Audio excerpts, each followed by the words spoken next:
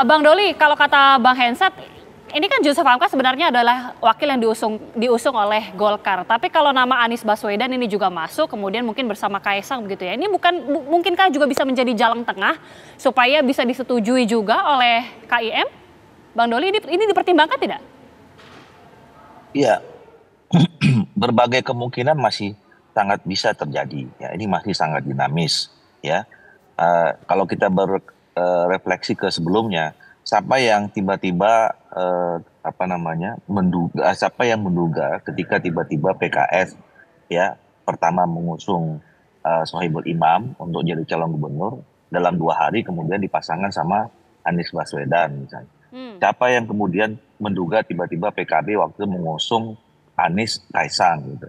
Jadi sebenarnya itu menunjukkan bahwa berbagai kemungkinan itu masih bisa terjadi. Makanya kami dari Golkar mengusulkan ya munculkan saja dulu berbagai alternatif gitu ya. Bukan tidak mungkin loh. Jadi nanti misalnya Anies Ariza kembali gitu kan bisa aja kan gitu.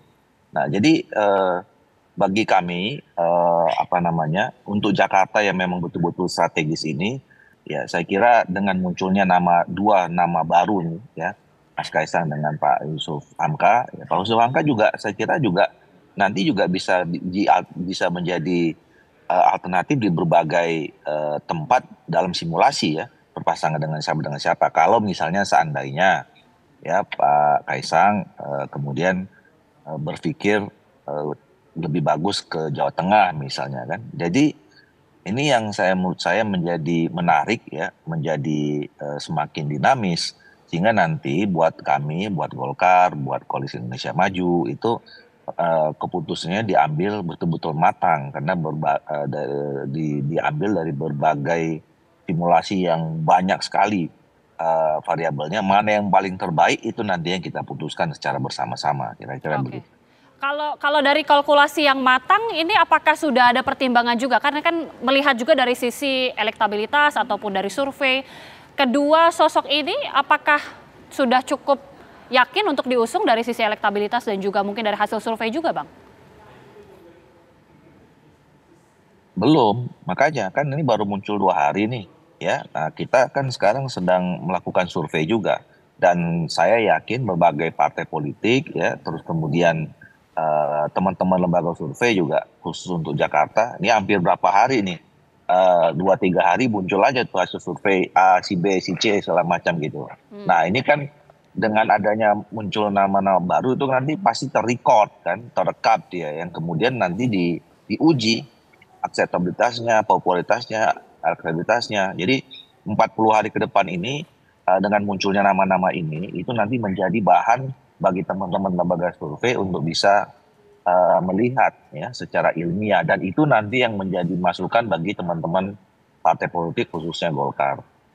Oke, Bang Riza, ini kan tampaknya dari Golkar sendiri sepertinya sudah semakin yakin untuk mengusung Kaisang dan juga Jusuf Hamka. Ridwan Kamil ini sepertinya akan dialihkan ke Pilgub Jabar. Jadi dari Gerindra sendiri bagaimana kemudian melihat Ridwan Kamil ini justru akan diusung untuk Pilgub Jabar. Apakah dari Gerindra kan ini juga ada sosok-sosok lain untuk di Jabar, ada Deddy Mulyadi juga? Ya jadi sekali lagi Pak Dasko ya sebagai Ketua Harian DPP Partai Gerindra ketika mengusulkan Pak Ridwan Kamil di Jakarta itu kan melihat berbagai faktor ya.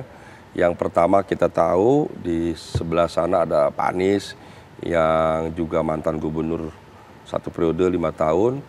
Nah Pak Ridwan Kamil itu juga 5 tahun wali kota Bandung yang sukses, kemudian 5 tahun sebagai gubernur yang sukses dengan berbagai prestasi.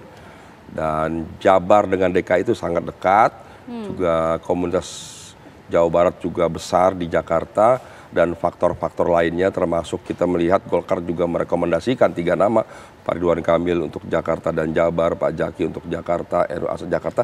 Jadi saya kira apa yang disampaikan Pak Dasko sesuatu yang baik ya. Kami melihat sekalipun kami mendahului Partai Golkar untuk menyampaikan kepada publik bahwa Gerindra mendukung Pak RK yang juga diberi surat tugas oleh Golkar, saya kira itu baik.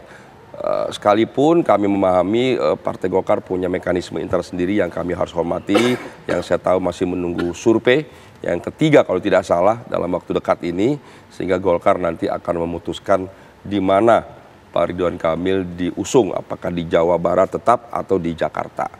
Bagi kami Partai Gerindra sudah menyampaikan aspirasi, harapan dari Partai Gerindra yang disampaikan kepada publik, disampaikan kepada partai-partai koalisi. Tentunya nanti kita lihat hasil keputusan para pimpinan di koalisi Indonesia Maju. Terkait dengan usulan Pak Erlangga tadi, Pak Yusuf Hamka dengan Pak Kaisang, itu ya sah-sah saja ya. Semua partai boleh menyampaikan seperti Pak Doli tadi, semua partai sudah menyampaikan.